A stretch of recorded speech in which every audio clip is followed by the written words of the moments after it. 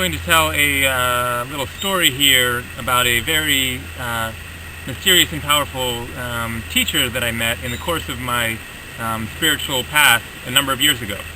So this was in the fall of 1993. I was living in Eugene, Oregon, and I was living at a communal household. It was a cooperative household near the University of Oregon in Eugene, and there were 3 different ones that are all right near each other. I wasn't actually a student at the time.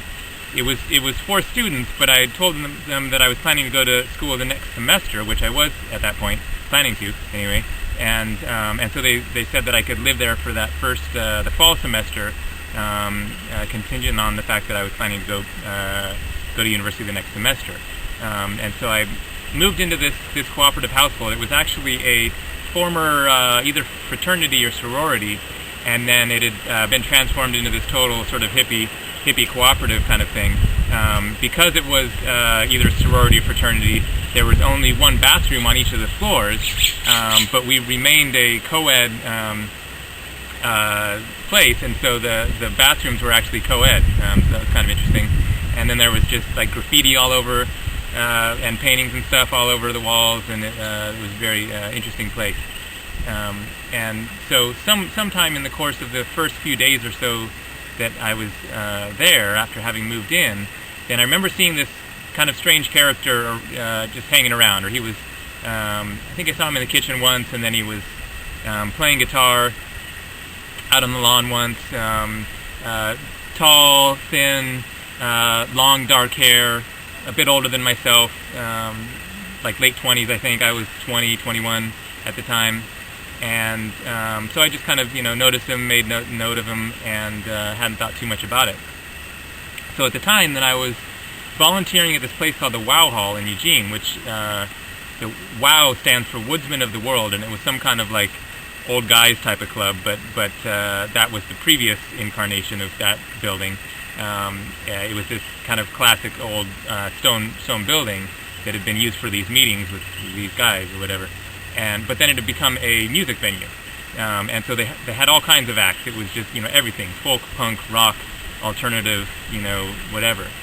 And so I would volunteer there, and the deal was that you would volunteer for half the show, and then you get to see the rest of the half of the show for free. So I was volunteering this one evening, and I saw some show. It was like some punk show or something. I volunteered for my part of it, and then was watching the show for a little bit, and just kind of wasn't into it. Was just kind of in a little bit of a out of it sort of mood at the time. And so I drove back to the cooperative parks, and then was coming up the back stairs of the building, which accesses the kitchen.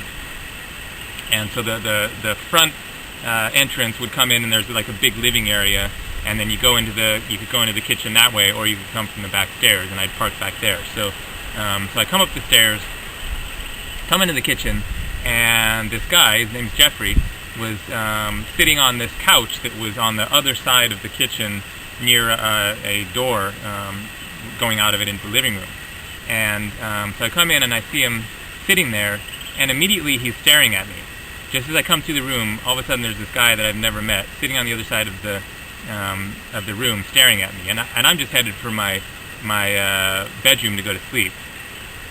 And so I start walking across the kitchen, and he's just staring at me intently the whole time with this just very intense sort of glare, but not like an angry glare, just very present and very kind of mysterious. And I go walking past him, and I'm going to go out the door that's right next to him. He's sitting on this couch right here, and there's the door right there, and I'm just headed for the door, but he's staring at me the whole time. And I forget if I made a comment to him or not. I might have just kind of nodded hello or something like that. And just as I'm about to go out the door, then he says, "What is your quest?" And so I stop, and I'm like, "Excuse me?" And he says, "What is your quest?" And from there, it progressed in this very intense conversation that I ended up sitting on the couch and talking with him. He was just very, very present, very, had a very kind of embracing and warm presence to him. But we just got into this whole discussion about the spiritual path, and he just kind of seen something in me. I'd just been going about my business. The deal was that he didn't actually live there. He lived there previously when he'd been going to university, and then he'd cut out of school, sold all his possessions, and become homeless. And he'd been homeless for several years at that point. But since he'd lived there at one time, then he was kind of welcome to hang out every once in a while. And so we just ended up having this very powerful conversation. And I remember him talking about the 7 seals or the 7 ladders. This was before I'd experienced the Kundalini awakening experience. But I was practicing yoga at the time, so I was slightly clued in. But a lot of what he was talking about was pretty strange and out there. And so we had this intense conversation, and then I wandered off and headed back to my room, and then just meditated for a while, just kind of processing and looking back, like, that was weird. Where did that conversation come from? And then I ended up running into him later, both there and elsewhere around town, and he became a good friend of mine. And we're still in touch. I last saw him about 4 years ago at a rainbow gathering. Turned out he liked to go to rainbow gatherings as well, and so he became kind of something of a mentor. We would just see each other very occasionally, but it would usually be a brief encounter, sometimes more extended conversations. But it's not like he took me under his wing and showed me how to different techniques or whatever on the spiritual path. It was just kind of this general connection, but just that simple introduction, and hearing what he had to say, and just feeling the intensity of his consciousness, definitely had a pretty big impact on my spiritual path going forward from that point.